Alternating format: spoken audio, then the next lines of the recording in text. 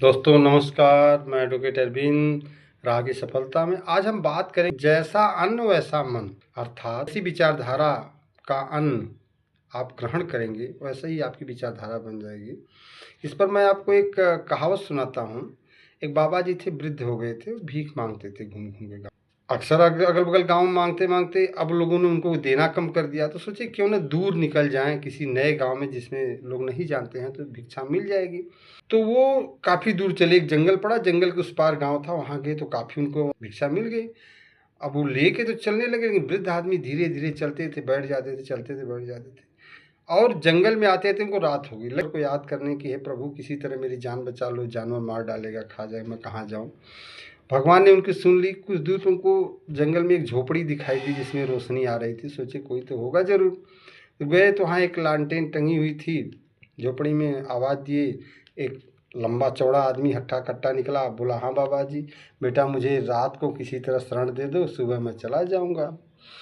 कहा, आइए बाबा जी। उसने बिस्तर लगाया और पकवान बनाए, अपने भी खाया, उनको भी खिलाया। तो जब बाबा जी खाने बैठे तो उसके बगल में एक झोपड़ी और थी, उसमें एक बहुत अच्छी क्वालिटी का लाखों में एक घोड़ा बंधा था।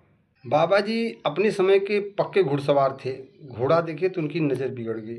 तो उन्होंने कहा कि क्यों ना इस घोड़े को घुड़सवारी की जाए। तो वो सोचे कि जब हम खा पी के सो जाते हैं तो घोड़े को लेके हम निकल जाते हैं। वो रात को उठे और चुपके से घोड़े को खोले और उस पर बैठे और काफ़ी दूर निकल गए। जब उनको एहसास हो गया कि अब हम काफ़ी दूर आ गए हैं, अब यहाँ कोई नहीं आएगा, तो घोड़े को बांध दिए। भोर हो रही थी और वो सो गए। फिर जब सुबह हुई तो उठे, अपना नित्य क्रिया किए। और फिर जब नित्य क्रिया किए तो उनके मन में ये विचार आया कि हमने ये क्या कर दिया।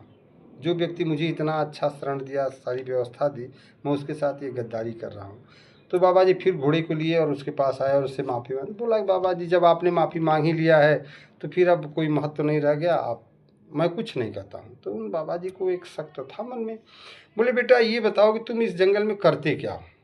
तो क्या बाबा जी ये सब लेके क्या करेंगे। बहुत जिद किए, नहीं बेटा बता दो बता दो। उसने कहा, बाबा जी मैं इस क्षेत्र का सबसे बड़ा डकैत हूँ और कोई मुझे जानता नहीं। आप जंगल में खोदते खोदते मेरे पास आ गए और मैं इसी घोड़े से रात को डकैती डाल के और निकल जाता हूँ, कोई पकड़ नहीं पाता। तो बाबा जी कहा, ठीक है बेटा, मेरे विचारों का समाधान हो गया। मेरी जो मन में अंतर्द्वंद चल रहा था। बोला, क्या बाबा जी। कहें कि बेटा तुम्हारा अन्न ही दूषित था, जिसको मैंने ग्रहण किया मेरी दृष्टि दूषित हो गई। और सुबह नित्य किया जब फ्रेश हुआ, जब वो अन्न बाहर निकला तो मेरी दृष्टि सुधर गई और मैं माफ़ी मांगने चला आया।